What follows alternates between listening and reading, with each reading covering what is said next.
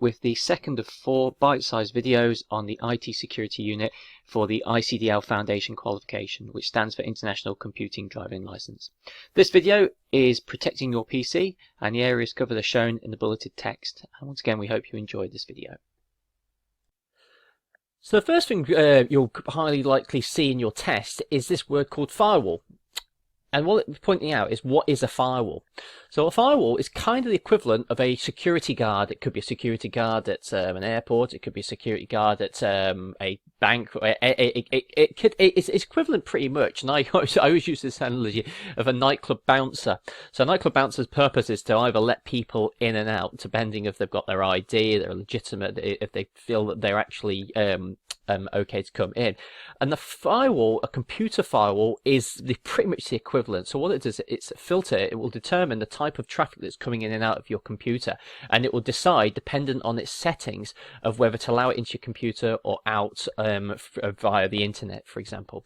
So that could be access from a server. It could be an individual for that purpose. If you're on a forum or something like that, that's how it kind of works from that point. So keep in mind that word will come up quite a lot in your test as well. So it will filter and determine what kind of traffic is coming in and out of your computer from the internet.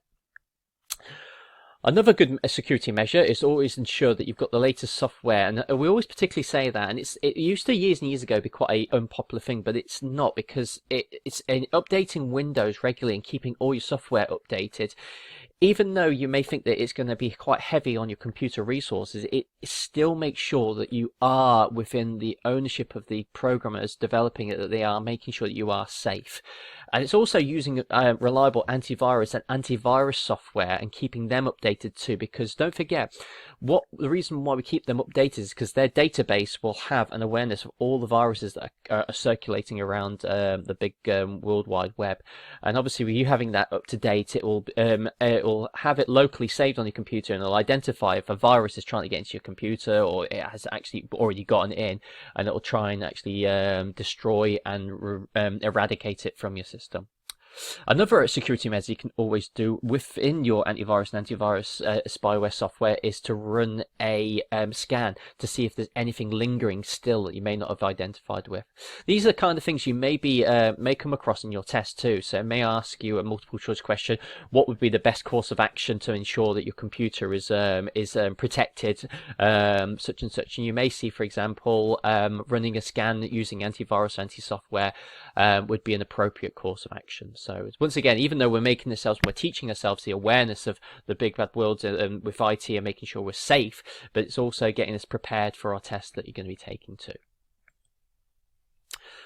Another area of software security measures is to use any software, so for instance, to scan removable disks before installing or opening any files from it. So that's the point is, if you had a USB device that you were given, and before you put it onto the computer, what you would do before opening any folders or any files within that is open up your antivirus software to actually do a full scan of the device to see if there is anything in there, any sources of software that's got a malicious intent as well.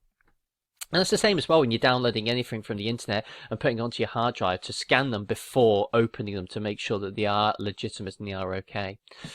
Same as well with emails. So if you were to receive any emails, you could set your antivirus software to scan any of your emails that come through to ensure there's no malicious intent.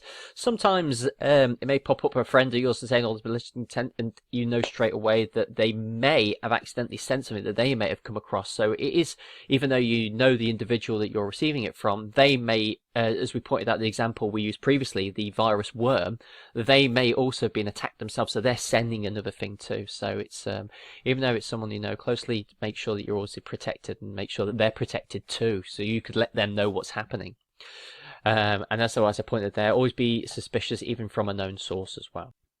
So the general rule is that your own local computer and pretty much all devices should always have an antivirus program installed, and they should always be updated regularly so that the virus program is aware of what's happening in the internet and any viruses that are being circulated.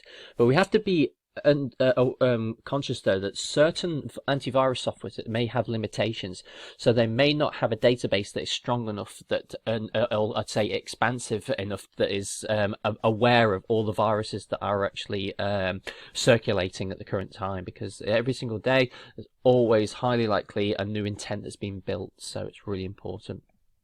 And should always be used regularly to scan entire contents of the computer. It's always a rule set getting to your back to your process when using computing. And also, when you're looking at when you come to your test, it's maybe asking you for your behaviors with antivirus software. And these are the key points that we have to be remembering, that we're regularly scanning the computer for anything, like for instance, it's downloaded from the internet or emails as well. It may also ask you about a question that if an antivirus piece of software does find an infected file, and it will ask for what you should do with it. So obviously, if it's infected, quarantined, and deleted. If it is not edited, repaired, or disinfected too. So that's another thing to be aware of as well. So what does antivirus software anti-spyware software? You can tell the difference between them both, what the purpose of anti-spyware software does. It helps prevent spyware and adware, which is two words that have propped up in the first section, from being installed on your computer. So spyware, keeping an eye on what you're doing, your behaviors, etc., what you're clicking on, but also adware as well, like drawing up from organizations that want to sell you things. And I always look at adware from the point of view of mail that's coming through the post, physical mail, and it's the same for your computer as well. One of the big ones though is Microsoft Defender, Windows Defender. I don't know if it's still circulating now on Windows 10, particularly now with Windows 11, but in terms of our syllabus, we are still talking regarding Windows Defender, so keep that in mind if it does come up in your test. And it is free from Microsoft, and that's a protection from antivirus and anti-spyware and adware as well. Same attitude to have is keeping it up to date, installing the latest updates so that the system is protected and it can do a scan regularly to make sure that there isn't any spyware or adware installed on your computer, particularly on browsers. That's the biggest area that you'll find that there's an extension that's accidentally been, I wouldn't say even accidentally, out of your way, not being aware that's been installed. So another piece of software is anti-spam software, so it can be regularly used as another way for a computer to advertise, sending emails out to you. Spam mail is a way of introducing viruses as well onto your computer, so it does kind of work at a point of view where it's being sent to you. It looks like it's a very interesting deal that's going on, but then you double click it and there's a file that's available to you, and straight away. So another thing as well is to make sure. But good thing about anti-spam software that it does give you the option to filter any unwanted messages that's obviously coming through, and it does work in conjunction with antivirus software. So I think the big set of rules, not just for yourself but for everyone, is to make sure that you have got your antivirus, anti-spam, adware, and spyware too, to just protect yourself. And that's the actual the measures you set in place for yourself.